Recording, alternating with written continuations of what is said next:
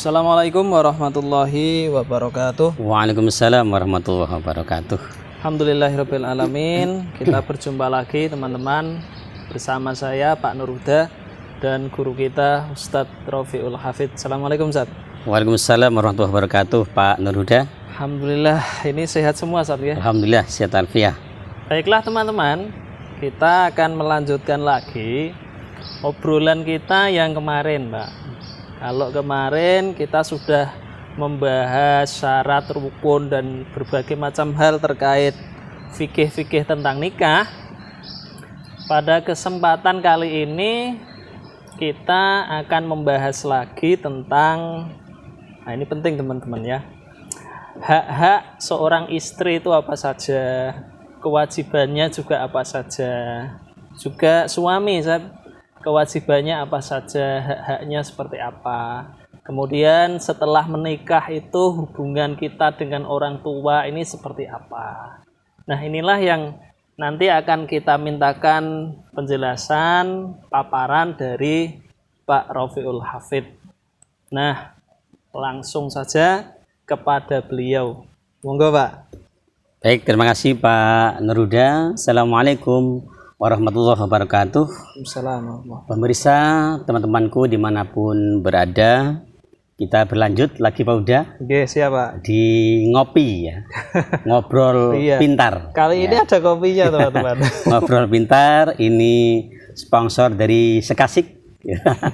Ngopi yang betul-betul ngopi sekaligus bincang-bincang yang menghasilkan ilmu ya. Ngobrol pintar, amin ya rabbal alamin.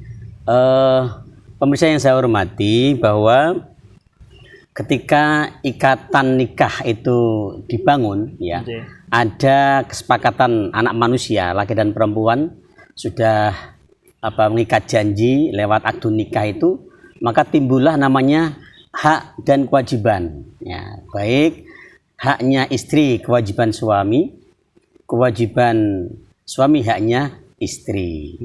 Dalam istilah agama adalah hukukuz zaujah ala zauj wa hukukuz zauj ala zaujah. Ini hak-haknya istri kewajiban suami, hak-haknya suami kewajiban istri.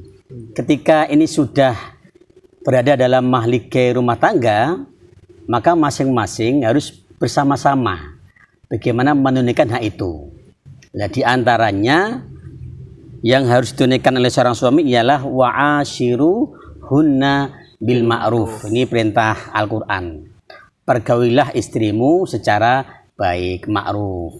Pergaulan ini banyak ya, dari tutur kata, ucapan, perbuatan, contoh apapun harus mengajak kepada kebaikan. Maka bahasanya wa'ashiru hunna bil ma'ruf. Ini hak seorang istri, berarti kewajiban suami. Yang kedua ialah ayut imaha, memberikan makan. Jadi ini juga penting ini, makan, minum, papan, ini semuanya merupakan haknya istri, kewajiban suami. Sandang, pangan, papan. Ya, sandang, pangan, papan ini harus dikumpuli, dilengkapi. Makanya di awal itu kan termasuk istato ya, kemampuan memberikan nafkah. Di situ bagian dari yang harus dipenuhi di awal kemarin, di bagian pertama. Ayut imaha idza ta'ima. Ketika laki-lakinya makan, ya istrinya juga harus makan. Kalau laki-lakinya atau suaminya makannya kok sate, ya sama. Istrinya juga sate. Jangan dibedakan. Ya. Ini haknya. Ayut imaha idza ta'ima. Kemudian wayaksuha idza tasa. Jadi bahasanya di sandang tadi ya. Memberikan kecukupan terhadap sandang pakaian yang dimiliki kebutuhan istri, ini harus dipenuhi. Kemudian walayat ribal wajah, tidak boleh seorang suami itu memukul wajah. Ini memang istri harus disayang kok dipukul ya. Sak nesu-nesune kudu disabar. Betul ya. Jadi tidak boleh seorang suami ini memperlakukan istri kasar ya. Maka tadi bahasanya didahului dengan wa'ashiru hunna bil ma'ruf. Jadi antaranya ialah wala yadribul wajah, tidak boleh memukul wajah. Wanita itu kan makhluk yang halus, gitu. Halus, lembut, mulus itu ya. Mulus. Harus diperlakukan dengan lembut juga. Kalau salah memperlakukan juga repot ya. Oke, Karena salah, Pak. wanita itu kata Nabi seperti kayu bengkok. Nggih. Semakin dibiarkan ya bengkok. Tapi ketika dia dikeras patah. Ya ini. Wah, Ini apa hebatnya wanita itu ya. Nggak boleh dipaksakan, tapi juga tidak boleh dibiarkan. Ya. Walaupun dia seperti kelingking kecil ini, tapi posisinya luar biasa. Oh iya, ini kelingking ini meskipun kelihatannya kecil, fungsinya sangat penting, teman-teman. Ini adalah seperti menggambarkan kedudukan wanita. Jadi tidak boleh tadi saya ulang lagi seorang suami berbuat kekerasan. Ada istilah KDRT ya. KDRT. Nah, kekerasan dalam rumah tangga. Walaupun di era sekarang dibalik banyak yang istri yang KDRT dengan KDRT, suami sedih gitu. Ada ya istri KDRT Pak ya. Undang-undangnya kan KDRT sebetulnya ya suami ke istri, bapak ke anak. Tapi nyatanya di realita kenyataan itu banyak yang istri juga KDRT dengan suami. Undang-undangnya nanti. Sekali suaminya. Iya. Kemudian tidak boleh juga memperlakukan secara buruk ya kepada istri. Ini hak. Berarti kewajiban seorang suami.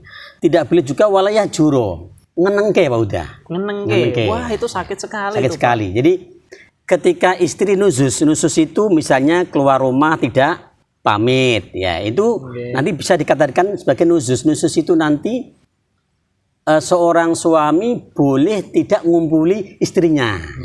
Tapi ini keluar rumahnya maksudnya bukan belanja beli sayur kan, bukan ya Pak? Bukan, ya mungkin ada hal yang lain ya. Ada masalah mungkin. Maka harus pamit, harus izin. Jangan sampai kemudian sirkulasi di rumah tangga itu suami tidak tahu kemana perginya istrinya. Maka kalau sudah sampai pada tingkatan istri nuzus itu, maka seorang suami boleh tidak mengumpuli istrinya, tetapi tidak boleh mendiamkan secara omongan. Nah, tidak boleh walah jura tadi, tidak boleh mendiamkan itu. Kemudian lagi hanya boleh diizinkan agama itu berpisah secara tempat tidurnya, fil madoji. Masalahnya ati panas niku turune sandingan niku ketok nggih ora enak. Enggak nyaman juga. Bahasanya tuh ungkur-ungkuran itu ya. Ungkur-ungkuran. Ada bahasa lagi ya, Pak? Adu bokong itu ya. Adu bokong. Ya ini hak seorang istri yang merupakan kewajiban suami. Maka lagi-lagi didahului dengan kalimat bahwa pergaulilah istrimu secara baik dan indah, karena istri merupakan amanah. Ketika hak seorang suami diberikan atau istri kewajiban suami diberikan kepada istrinya, maka ada timbal balik juga kewajiban istri kepada suaminya. Nah, ini penting, ini juga biar imbang. Sebetulnya begini pemirsa, seorang istri itu melakukan 4 hal ini sudah cukup, dia sudah dijamin masuk surga Pak udah. 4 hal ini saja. Pripun niku Pak? Ya. Kata Rasul itu ida sholatil mar'ah, ketika seorang perempuan itu sudah sholat 5 waktu, ini dijamin ya.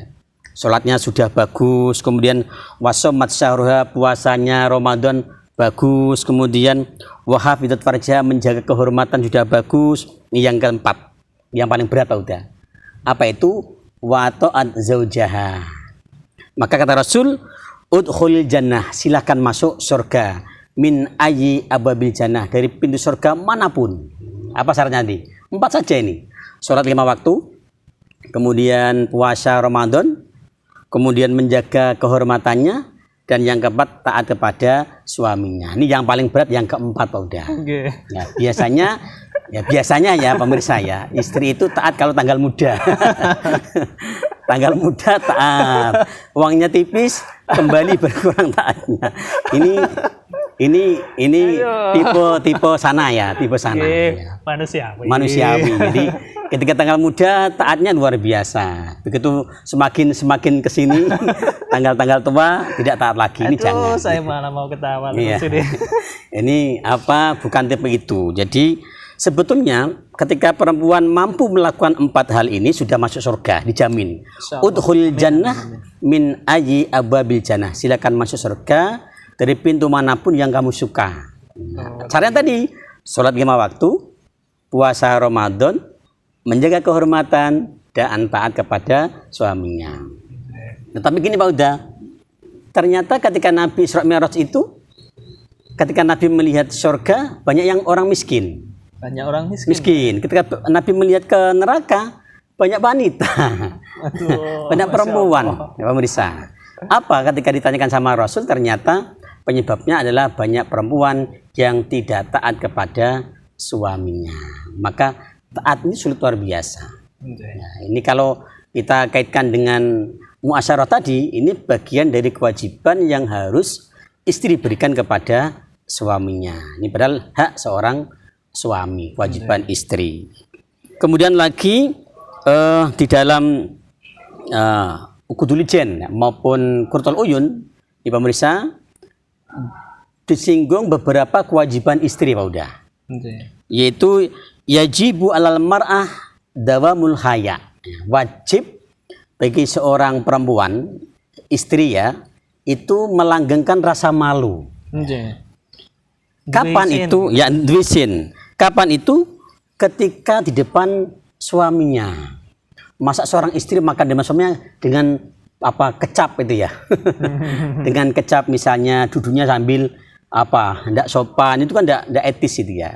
Jadi ini harus dijaga betul-betul. Jadi melanggengkan rasa malu, cara bicaranya, cara tutur sapanya, cara bersikap, ya. Tidak boleh istri itu ngomong sama suaminya sampai melihat apa ya, pandangan suaminya misalnya, dengan pandangan yang tidak enak, itu secara agama tidak boleh. Kemudian yang kedua adalah wa ghaddu tarfiha. Jadi kalau berbicara itu dingklok ke pandangan, itu dengan sopan, mendengarkan dengan seksama. Ini tipe-tipe almar'atus sholihah. Semoga apa, suami-suami di rumah juga demikian ini ya. Ojo kur jaluk bojone nurut terus, suaminya tidak introspeksi, ya, itu tidak boleh Pak. Tidak ada yang balik jadinya. Wa ghaddu tarfiha. Kemudian lagi wa ta'ah li amri, harus taat kepada perintah suaminya. Selama perintahnya dalam kebajikan. Betul ya, ketika perintahnya dalam kebajikan tidak boleh ada kata menolak seorang istri, apapun harus dilakukan. Ini bagian dari kewajiban istri kepada suaminya. Wasukut inda kalami, yani ketika suaminya ngomong ya, maka istrinya harus diam tadi Pak Uda. Mendengarkan. Jangan sahur mano. Sahur mano ini ya. Jadi sini ngomong tidak jelas apa materinya, nanti tidak ketemu apa tujuan yang disampaikan. Maka ketika suaminya ini berbicara, seorang istri harus mendengarkan. Wasukut inda kalami. Kemudian wal qiyam inda kudumi wa khuruji, berdiri ketika suaminya datang maupun pergi. Wah, ke kantor misalnya. Mirip istri saya. Ya, mirip istri ya. Ketika Pak Uda ke kantor, istrinya mengantarkan ke pintu. Kalau pulang disambut ya. Wah, iya istri saya. Dilepaskan kaos kakinya, sepatunya. Kalau itu saya biasanya nggak tega saya. Kalau celananya biar dilepas sendiri ya. Kalau celananya biar dilepas sendiri dia. Jadi bajunya dilepaskan. Itu luar biasa itu. Kayak di film-film ya, kayak di film-film ya. Misalnya ada seorang suami pergi. Mah, ya Pak misalnya. Masya Allah. Ini Papa mau ke kantor dulu, kemana kantornya? Ke sawah. Gayanya itu ya, mau ke sawah aja bilangnya Papa sama Mama. Ketika suaminya datang, oh siapa? Papanya datang. Padahal pakai pacul padahal dia. Disambut luar biasa. Tapi secara agama ini wajib. Wajib seorang istri menyambut suaminya. Pemirsa yang saya hormati, ini perlu diketahui oleh pemirsa, terutama di ibu-ibu ya. Jadi kecapean seorang suami akan hilang ketika pulang kerja itu dari manapun ya, kantor, dari pabrik, dari sawah sekalipun, itu disambut dengan kesenyuman. Wah, betul itu Pak. Senyuman istri merontokkan kecapean suami. Masya Allah. Ini pasti nih, jangan sampai suami pulang apa minuman tidak ada, makan tidak ada, disambut dengan cemberut. Wah, ini akan balik belakang, balik kanan langsung. Nah, ini penting untuk diketahui kita bersama. Jadi wal qiyam inda qudumih wa khurujih. Jadi menyambut ketika suaminya datang maupun suaminya pulang, mengantarkan dan menyambut ketika pulang. Ya, ini paling penting Pak Uda. Wa ardu nafsiha indan naum. Wah, Masya Allah. Nih, ibu-ibu dan mungkin calon-calon yang perlu diketahui ya. Wa ardu nafsiha indan naum. Jadi memperlihatkan dirinya ketika tidur. Wah, Itu indah sekali di situ. penting ini. Penting ini. Ini yang membuat suami imunnya kuat di situ. Kalau Imun dan imannya kuat. imun dan imannya kuat. Jadi kalau kepingin ya suaminya tidak berpaling itu ya tadi servisnya harus bagus. Oke. Bahasa agamanya apa? Wa adu nafsiha. Jadi diberikan segalanya dirinya itu kepada suaminya. Masya Allah. Indan naum ketika tidur untuk suaminya kok kan halal. Oke. Dapat pahala. Dapat Pak. pahala. Itu pahalanya banyak, dosanya rontok. Wah, luar biasa ini. Di melayani suaminya. Wa ta'atturu. Ini harus apa istilahnya ya? Memakai wangi-wangian. Oke. Jangan sampai Mambu terasi. istri tidur masih mambu terasi tadi ya. Mambu remason. Mambu remason. Jadi Mau dicium ada koyonya. ini yang realita di masyarakat ya. Jadi ini perlu diketahui oleh pengantin bau ya. Pengantin bau. Jadi kalau di rumah itu harus apa ya? Rapi, indah sehingga ketika suaminya mandang itu menyenangkan. Di antara istri solehah adalah ketika dipandang menyenangkan. Jadi menyenangkan suaminya. Wa dawamuz zinah. Ini penting. Bihadratih wa tarkuha inda ghibatih. Jadi melanggengkan pepaes, berpenampilan cantik Pak Uda. Berhias. Berhias ya, cantik, menarik di depan suami. Ini penting. Jangan sampai istri itu cantiknya ketika mau kondangan saja. Ya. Kalau kondangan itu bajunya dianggap tidak baik semua. Wah. Ini ganti, merah ganti, hitam ganti, hijau ganti, dan semua baik. Ya, ini. Tapi kalau mau tidur, masya Allah, bajunya sudah apa itu ya? Sobek. Sobek, baunya tidak bau wangi, bau remason misalnya. Kemudian kok keningnya ada koyonya. Tadi kata Pak Uda tadi ketika mau di apa?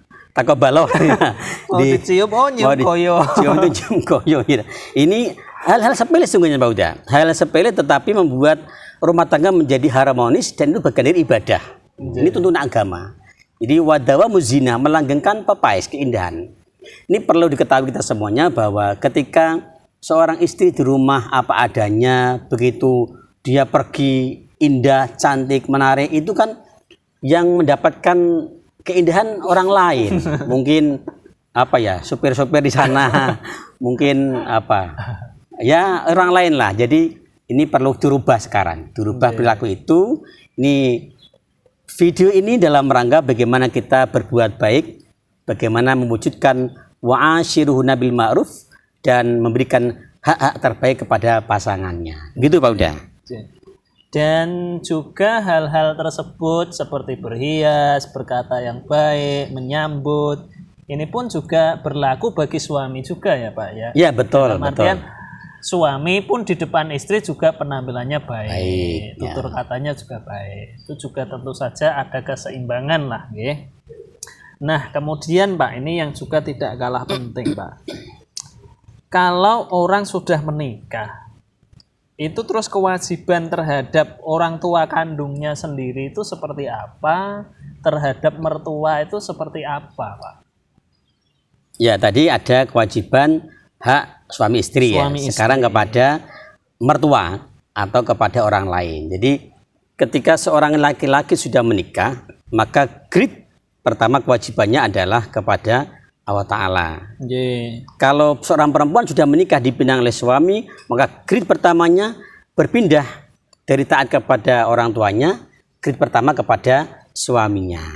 Jadi ada kisah ya di dalam hadis Nabi itu, ada seorang istri yang salihah, ketika ada kabar orang tuanya, ini ibunya ya sedang sakit itu dikabari, tetapi ketika istrinya mendapat pesan suaminya ketika ingin berangkat perang, jangan pergi ke rumah tanpa seizinnya itu.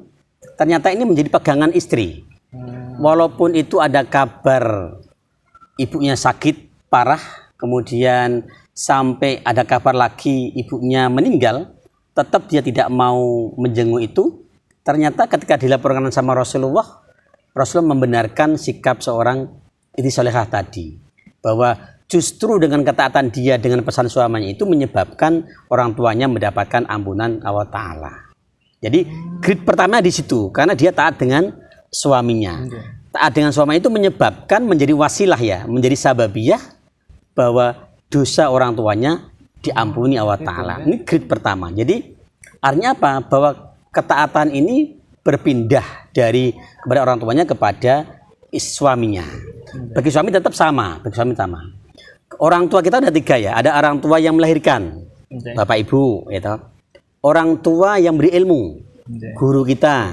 Orang tua yang anaknya kita nikah, siapa? Mertua. Nah, berarti perlakuan ini ya kita perlakukan dengan tidak boleh ada kata Bang Sindi, Bang Siladan, perlakuan beda. Beda-beda ke. Enggak boleh, Pak. Kalau orang tua sana diobyong-obyong, orangnya sana tidak dipunyai, ini salah. Maka sebisa mungkin untuk menjalin keharmonisan ini, sepanjang masih ada ikatan pernikahan itu ya diberikanlah yang terbaik. Walaupun toh dalam sejarah Islam ini bahwa ketaatan ibu itu menempati 3 tingkat di atas seorang ayah sekalipun. Jadi Rasul menjelaskan siapa orang yang perlu taat yang pertama kali adalah umuka baru abuka. Jadi ibumu baru bapakmu. Artinya apa? Grade ini menjadikan sebuah pengetahuan kita menempatkan prioritas tadi. Skala prioritas ketaatan kepada seorang ibu khususnya. Maka orang tua itu jangan sampai berkata kotor atau mendoakan jelek. Gampang kalimat Jawanya itu ojo sabdo elek. Neng anak ya. Nanti kalau mandi itu loh Pak ya. Iya, kalau mandi bahaya nanti. Jadi godong ora gelem nyuwek, jadi banyu ora gelem nyawu. Wah, ini sudah sumpah besar, ini bahaya ini. Enggak boleh mendoakan yang jelek pada anak ya. Ya, termasuk itu Pak. Pada orang tua juga enggak boleh gitu. Ya. Bahkan ini menjadi dosa yang paling cash, balasannya adalah berani sama orang tua. Ya, jadi meskipun kita sudah menikah, punya suami, punya istri, tetap terhadap orang tua harus baik, Pak. Harus baik, betul Pak Uda. Ya. Ini harus kita pikirkan bersama demi keharmonisan rumah tangga ke depan. Dan saya kalau tidak pernah salah pernah mendapatkan keterangan juga Pak, bahwasanya seorang suami itu haram hukumnya melarang istri menjenguk orang tuanya Pak. Saya juga pernah mendapatkan keterangan seperti itu selagi istri itu melaksanakan kewajibannya di keluarga terhadap suami, terhadap anak. Kalau dia ada waktu luang ingin menjenguk orang tuanya, suami ini hendaknya mengizinkan. Seperti itu Pak. Berarti ini harus ada ya, harus ada betul perimbangan ya. Jangan sampai terus kemudian kok mosok tilik wong tuane ra entuk ya. Jangan sampai. Mungkin ada selagi istri tersebut menjalankan kewajibannya, memenuhi hak-hak suami, melaksanakan tugasnya, dilarang tidak boleh seorang suami itu melarang istri untuk menjenguk orang tuanya. Betul. Berarti hak suami sudah dipenuhi dulu, kemudian hak orang tua juga dipenuhi. Ya, jadi jangan sampai berat sebelah.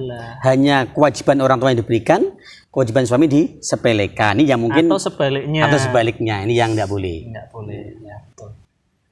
Baiklah Pak, terima kasih atas penjelasannya. Demikian teman-teman obrolan kita pada kesempatan kali ini. Mudah-mudahan memberikan ilmu yang bermanfaat dan mudah-mudahan Allah memudahkan kita dalam menjalankan ibadah-ibadah kita. Amin. Kita diberikan keluarga yang sakinah, mawaddah, warahmah. Amin, amin. Kita tetap diberikan bakti kepada orang tua, bisa mendidik keluarga, anak-anak menjadi generasi yang soleh dan solehah. Amin ya rabbal alamin. Matur suwun Pak Rofiul Hafid. Sama-sama Pak Uda. Assalamualaikum warahmatullahi wabarakatuh. Waalaikumsalam warahmatullahi wabarakatuh.